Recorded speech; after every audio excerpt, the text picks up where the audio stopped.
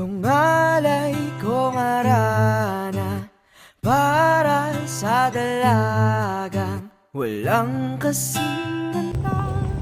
Ang may rosas sa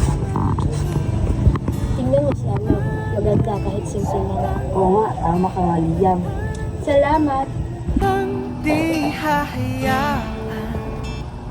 Tulad ng isang bituin, ang iyong ganda ay palaging nagniningning, Ana. Tama, sa puso mo nakikita ang tunay na alay. Salamat mga kaibigan. Mas tiwala na ako sa sarili ko. Ang gawin lahat maging pamilya'y ikaw. Ngayon lang nakadama ng wagas na pagmamahal. Hiling ka lang naman na tayo na sana dalawa na sumuli at mag-isa.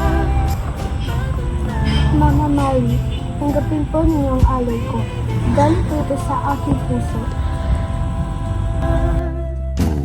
Joel, ikinagmamalaki ko si Ana. Ana, ikaw talaga pinakamagandang alay ngayong araw. Oo, siya talaga. Kung hiling hanggang dulo ikaw ang kabilang.